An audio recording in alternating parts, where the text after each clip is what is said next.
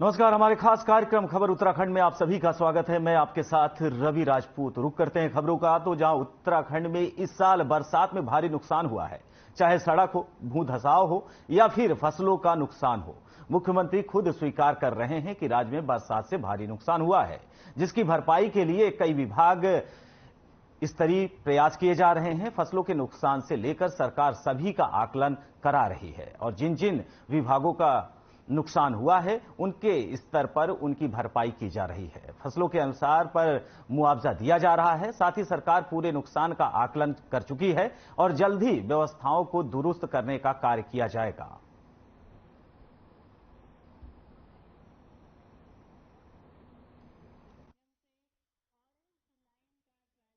निश्चित रूप से इस बार के अतिवृष्टि के कारण से हमारा बहुत नुकसान हुआ है और उसकी जल्दी से जल्दी भरपाई हो। जो हमारे तमाम तरह से कहीं सड़कें टूटी हैं, कहीं पर भू धसाव हुआ है, अनेक प्रकार की हानियां हमको हुई हैं। उसके लिए जल्दी से जल्दी हम प्रयास कर रहे हैं कि सभी विभागों के स्तर पर, सरकार के स्तर पर जल्दी से जल्दी उस पर जो है।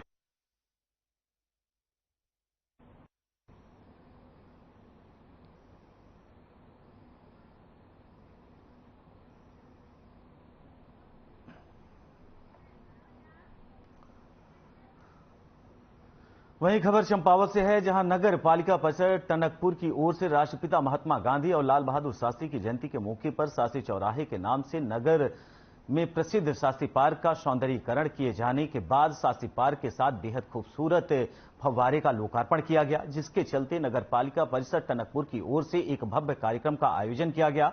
इस दौरान विधिवत तरीके से कार्यक्रम का संचालन करते हुए नगर पालिका अध्यक्ष विपिन कुमार वर्मा ने वहां मौजूद लोगों को संबोधित किया और क्षेत्र में हुए विकास कार्यों के बारे में विस्तार से बताया।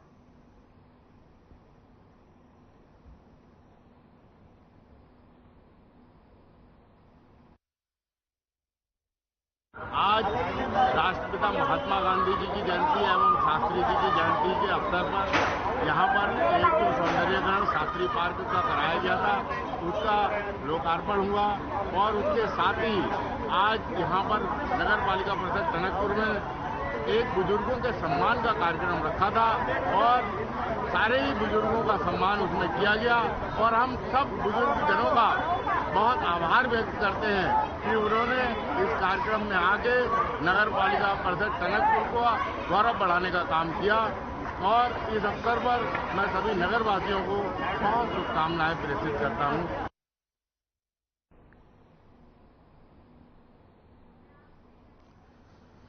वहीं मोबाइल एप्लीकेशन के जरिए घर बैठे अब आप नगर निगम संबंधी किसी भी शिकायत का निस्तारण कर सकते हैं। नगर निगम की इस सिटीजन ऐप को मुख्यमंत्री पुष्कर सिंह धामी ने मुख्यमंत्री आवास से लॉन्च किया है। बता दें कि देहरादून के महापौर सुनील उनियाल गामा ने बताया कि नागरिकों के लिए लॉन्च की गई इस ऐप का मकसद विभिन्न तरह की शिकायतों का समाधान करना है। आपको बताते चलें कि एंड्रॉयड और एप्पल फोन यूजर्स इस ऐप को आसानी से गूगल प्ले या एप्पल प्ले से डाउनलोड कर सकते हैं। नगर निगम देहरादून सिटीजन ऐप से इसे सर्च किया जा सकता है।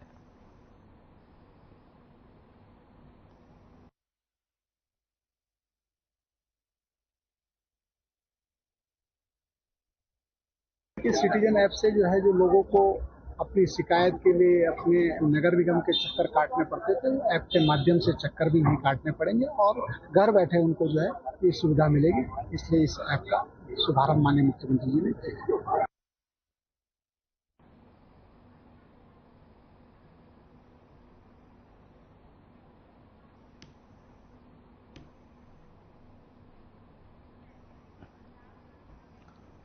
वहीं उत्तराखंड में बढ़ती वन्य जीवों की संख्या के साथ इनसे जुड़े अपराधों की संख्या भी अब बढ़ रही है। प्रदेश में दिनों दिन बढ़ते वन्य जीव अपराध को रोकने के लिए सरकार ने कवायद शुरू कर दी है।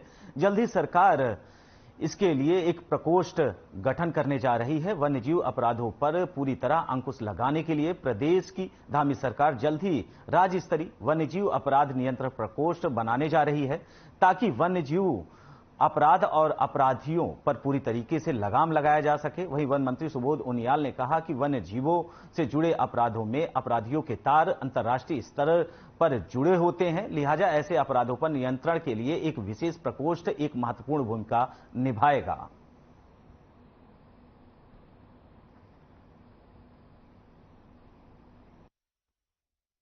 देखिए, जो पोचिंग है ये बड़ी खतरनाक है।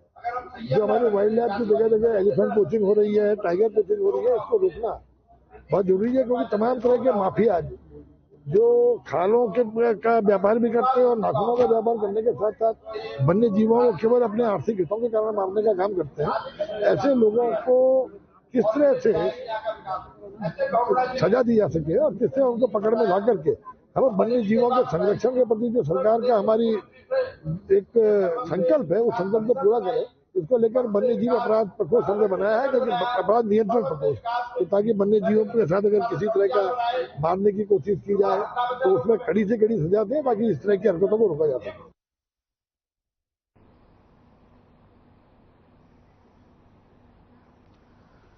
बढ़ते हैं अगली खबर की ओर, जहां चंपावत राष्ट्रीय मार्ग पर वन विभाग की जमीन पर गुलदार का खौफ लगातार जारी है। बता दें कि विभाग की ओर से 1 अक्टूबर से 7 अक्टूबर तक मानव वन्यजीव संघर्ष रोकथाम जागरूकता कार्यक्रम चलाया जा रहा है। इस दौरान गुलदार की दहशत के चलते आक्रोशित हो रहे ग्रामीणों के साथ एक गोष्ठी का आयोजन भी किया गया है। बता दें कि बैठक में ग्रामीणों ने वन विभाग की विफल कार्रवाई को लेकर नाराजगी दर्ज कराई है।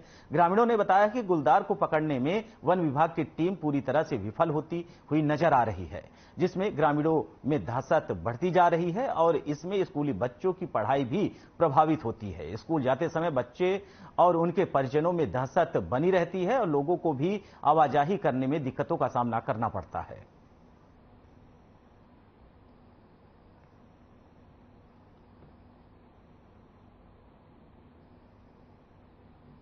विभाग द्वारा जो भी प्रयास किए जा रहे हैं उनका अभी तक जो रिजल्ट आया है वो निरर्थक ही दिखाई दे रहा है। हालांकि उन्होंने ये दावा किया है कि हमने डॉट गन मारी थी, उसके बाद गुलदार भाग गया है, लेकिन इस विषय में कोई ऐसा ठोस उन्होंने ऐसा कोई विज्ञप्ति या इस तरीके से कुछ नहीं दिया है कि जिस पर भरोसा किया जा सके। लेकिन गांव वालों से लगातार उन्होंने सहयोग की मांग करी है। गांव वाले इस पर हमेशा हर संभव सहयोग की हमने उनको आश्वासन दिया है कि गांव वालों से भी जो सहयोग होगा वो करेंगे, क्योंकि वन विभाग तो इसमें पूरी तरीके से विफल हो गया।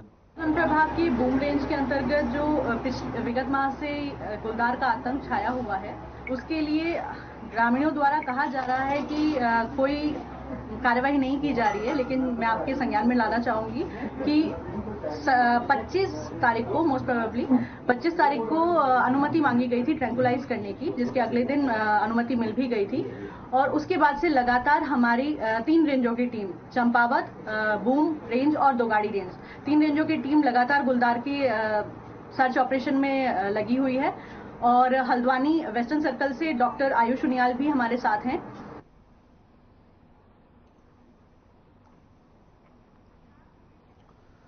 वहीं गांधी जयंती के मौके पर अवकाश चलते जिला चिकित्सालय में ओपीडी बंद होने के कारण मरीजों की इमरजेंसी में तादाद बढ़ी हुई दिखाई दी। आपको बताते चले कि जिला चिकित्सालय के चिकित्सक डॉक्टर अमरीश ने बताया कि जिला चिकित्सालय में गांधी जयंती के मौके पर अवकाश के चलते ओपीडी बंद है, जिसके कारण मरीज के उपचार का जिम्मा इमरजेंसी वार्ड को संभालना पड़ रहा है। बताया गया कि बड़ी संख्या में लोग उपचार के लिए चिकित्सालय पहुंचे, लेकिन ओपीडी बंद होने के कारण उन्हें इमरजेंसी वार्ड में दिखाना पड़ रहा है। उन्होंने बताया कि सबसे ज्यादा मरीज बुखार रोग से संबंधित आ रहे हैं। उन्होंने कहा कि जिला चिकित्सालय में डेंगू से संबंधित कोई भी मरीज नहीं आ रहा। अगर किसी को डेंगू की शिकायत भी है तो वह बाहरी क्षेत्र में आने वाले रोगियों में मिल रही है।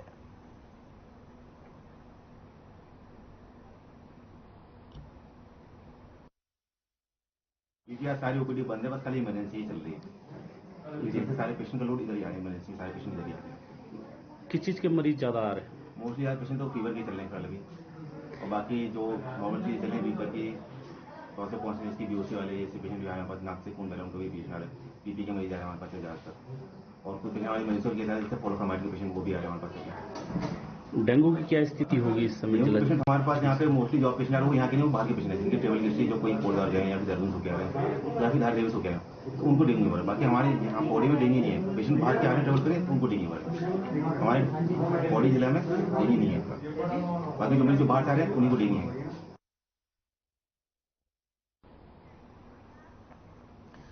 वहीं केंद्रीय संचार ब्यूरो, सूचना एवं प्रसारण मंत्रालय, भारत सरकार के क्षेत्रीय कार्यालय पौड़ी के तत्वाधान में सरस्वती विद्या मंदिर इंटर कॉलेज में मेरी माटी मेरा देश, प्रधानमंत्री विश्वकर्मा योजना और स्वच्छता ही सेवा एवं गांधी जयंती पर चित्र प्रदर्शनी का आयोजन किया गया। इस दौरान छात्र छात्राओं ने संगोष्ठी, प्रश्नोत्तरी, निबंध और चित्रकला, भाषण, सांस्कृतिक प्रतियोगिताओं में हिस्सा लिया। इस दौरान सरकार की योजनाओं के उन्हें जानकारी भी दी गई। इस मौके पर कार्यक्रम का भी शुभारंभ करते हुए बतौर मुख्य अतिथि स्थानीय विधायक राजकुमार पोरी ने कहा कि यह कार्यक्रम भारत सरकार की ओर से आयोजित किया गया है, इसलिए भारत सरकार की कल्याणकारी योजनाओं को प्रतियोगिता के माध्यम से आम जनमानस तक पहुंचाने का प्रयास किया जा रहा है। इस मौके पर छात्र छात्राओं ने सांस्कृतिक कार्यक्रमों का आयोजन भी किया।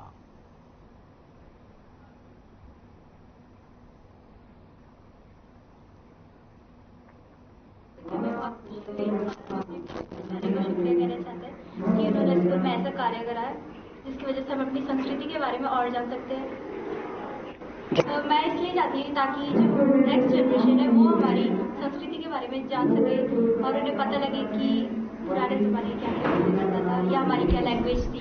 मैं चाहती हूँ कि हमारे स्कूल और बड़े उनको यहाँ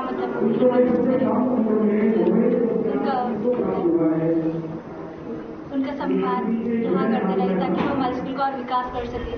इसलिए मैं उनसे प्रार्थना करूँगी। गांधी जयंती का शुभ अवसर है और लाल बहादुर शास्त्री जयंती भी है, जिसके लिए स्कूल में स्वच्छता अभियान चलाया जाता है, जिसके लिए सारे प्रोग्राम होते हैं। हमारी जो संस्कृति है ये खत्म ना हो, हमारी संस्कृति आगे तक बढ़े। आज हमारे देश के राष्ट्रपिता महात्मा गांधी जी का जन्म दिवस भी और साथ में हमारे देश के द्वितीय प्रधानमंत्री श्रीमान लाल बहादुर शास्त्री जी का भी जन्म दिवस आज मनाया जा रहा है। तो दोनों महत्वपूर्ण हस्तियां भारत के लिए रही है और इस कार्यक्रम को आज जगह जगह जो है सफाई और अन्य कार्यक्रमों के माध्यम से मनाया जा रहा है। इस निमित्त में अपने विधानसभा क्षेत्र के अंतर्गत सर्वप्रथम आज कार्यालय में, भारतीय जनता पार्टी के कार्यालय में झंडारोहण के बाद महात्मा गांधी जी की मूर्ति स्थल पर सफाई कार्यक्रम में गया और वहां पर सफाई कार्यक्रम के बाद माल्यार्पण का कार्यक्रम हुआ। ये जो भारत का स्वच्छता मिशन कार्यक्रम है ये कल से प्रारंभ हो गया था और सूचना और प्रसारण मंत्रालय भारत सरकार के माध्यम से यहाँ पर कल से ही ये पांडाल तैयार हो गया था। कल स्वच्छता अभियान चलाया गया और आज छात्र छात्राओं के माध्यम से विभिन्न सांस्कृतिक कार्यक्रम और विभिन्न प्रकार की प्रतियोगिताएं आयोजित की जा रही है।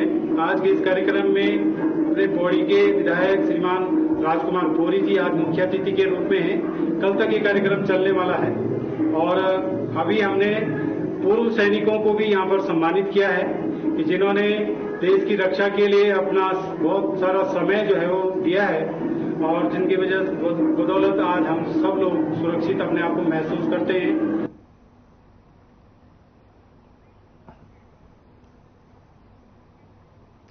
फिलहाल रुकते हैं छोटे से ब्रेक के लिए। ब्रेक के बाद जल्द हाजिर होते हैं।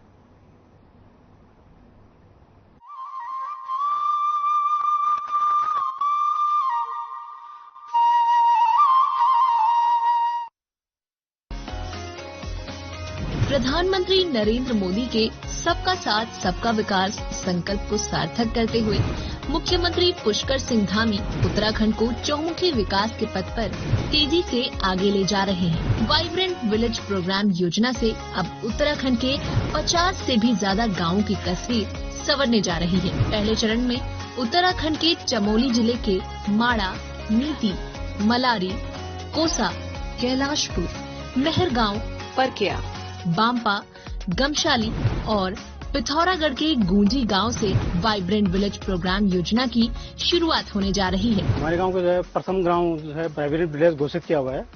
इससे निश्चित है कि यहाँ का विकास होना चाहिए। जैसे जनजीवन में सुखद बदलाव लाने और पर्यटन को बढ़ावा देने के लिए वाइब्रेंट विलेज प्रोग्राम योजना के तहत सड़क, पेयजल, बिजली जैसी मूलभूत सुविधाओं की उपलब्धता सुनिश्चित की जाएगी।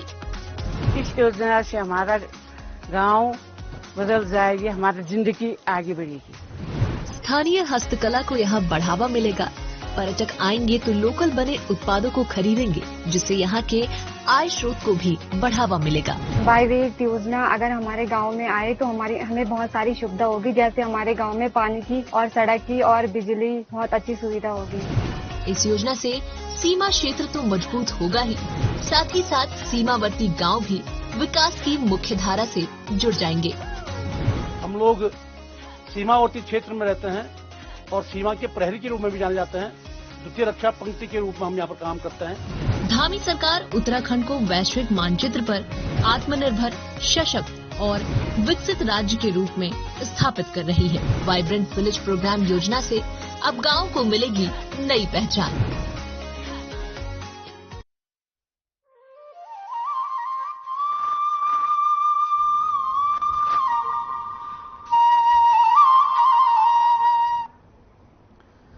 ब्रेक के बाद आप सभी का स्वागत है। बढ़ते हैं अगली खबर की ओर, जहां रुद्रपुर कोतवाली क्षेत्र के रायपुर में हुई युवक की हत्या के मामले में कोतवाली पुलिस ने खुलासा कर दिया है। खुलासा करते हुए रुद्रपुर के एसपी सिटी मनोज कत्याल ने रुद्रपुर के सीओ ऑफिस में बताया कि कोतवाली क्षेत्र के रायपुर में हुई हत्या के मामले में पुलिस ने आरोपी चाचा सुच्चा सिंह निवासी कीरतपुर की गिरफ्तार कर लिया है। पुलिस टीम ने आरोपी को काशीपुर रोड से गिरफ्तार किया है। आपको बताते चले कि आरोपी के कब्जे से घटना में इस्तेमाल किया गया 315 बोर का एक पिस्टल, एक खाली कारतूस और 2 जिंदा कारतूस बरामद किए गए हैं। इसके अलावा एक डिस्कवर मोटरसाइकिल को भी कब्जे में लिया गया है। पुलिस आगे की कार्रवाई में जुटी हुई है।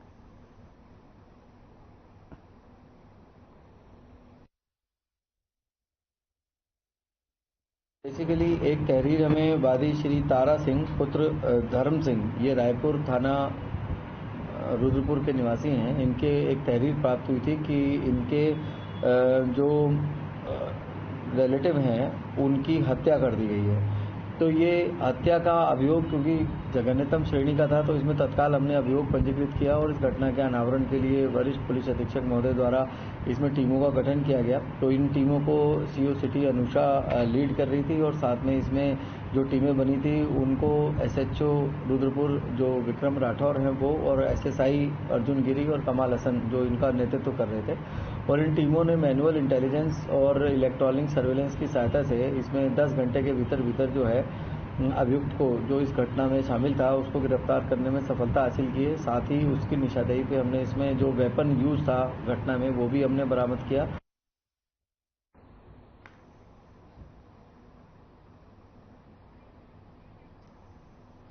फिलहाल रुकते हैं एक छोटे से ब्रेक के लिए। ब्रेक के बाद जल्द हाजिर होते हैं।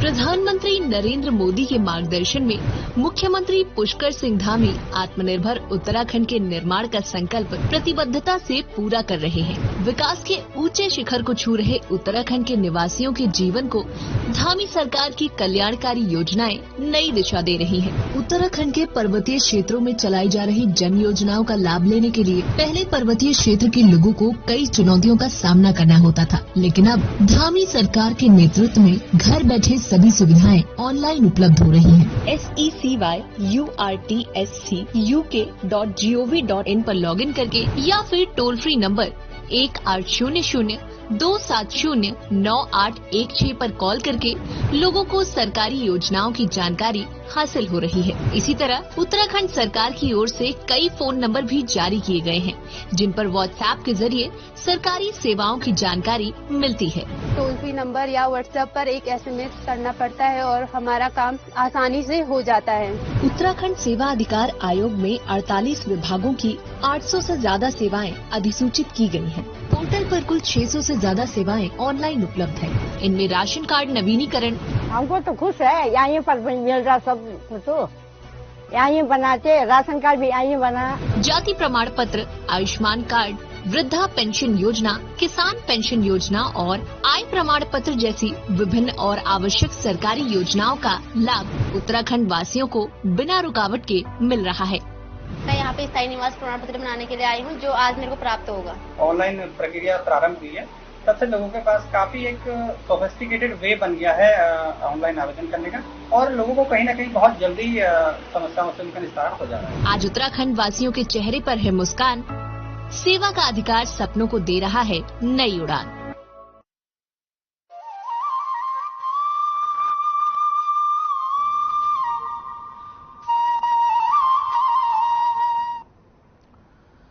ब्रेक के बाद आप सभी का स्वागत है। वहीं देहरादून में मुख्यमंत्री पुष्कर सिंह धामी ने 6वीं वैश्विक आपदा प्रबंधन विश्व सम्मेलन के संबंध में कर रहे प्रेस वार्ता। आपको बताते चले कि क्या कुछ उन्होंने कहा है, आइए आपको लाइव ले चलते हैं।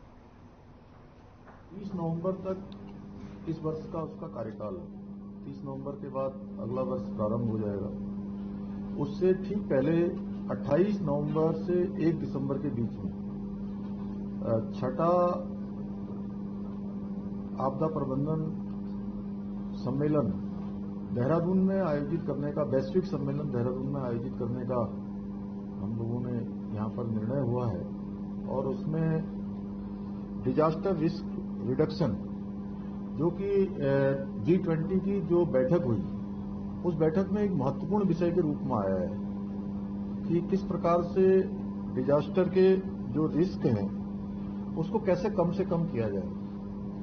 तो ये उस दृष्टि से भी ये सम्मेलन बहुत महत्वपूर्ण होने वाला है, और इसमें देश दुनिया के अनेकों देशों के लोग, अनेकों राज्यों के लोग, आपदा प्रबंधन के क्षेत्र में जिनकी विशेषताएं रही हैं, जिन्होंने अनेकों कार्य किए हैं, उन सभी लोगों ने इसमें अपने अपने विचार भी रखने हैं।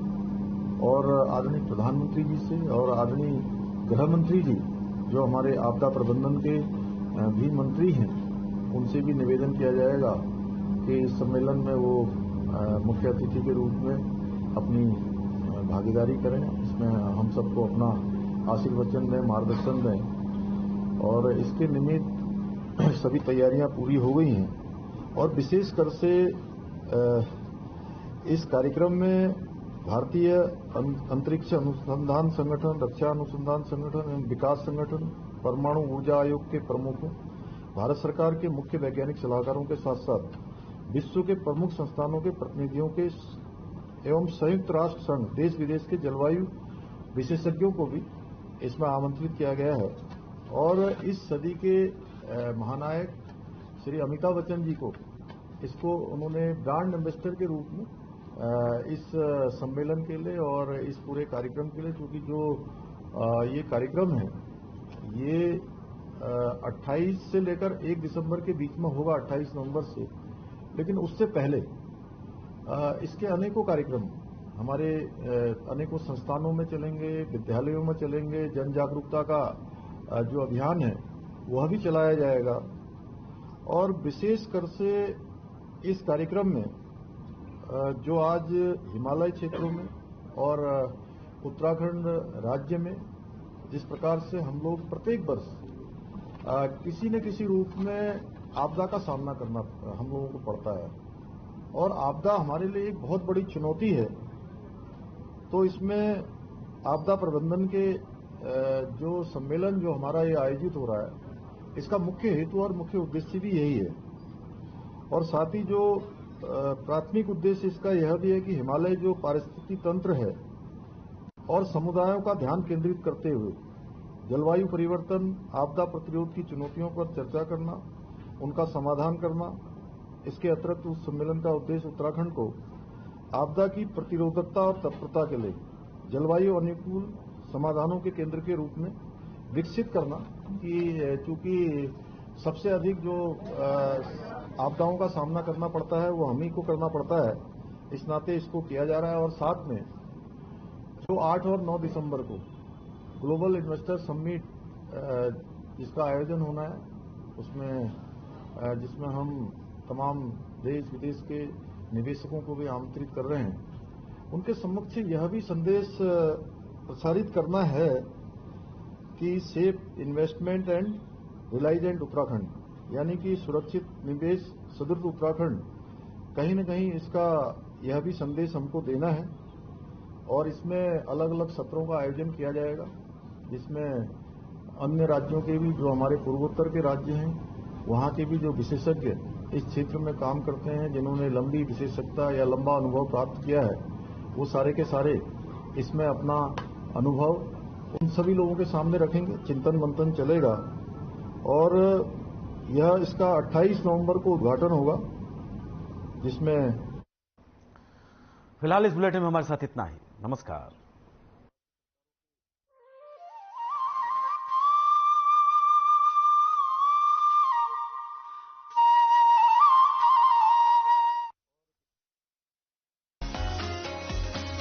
प्रधान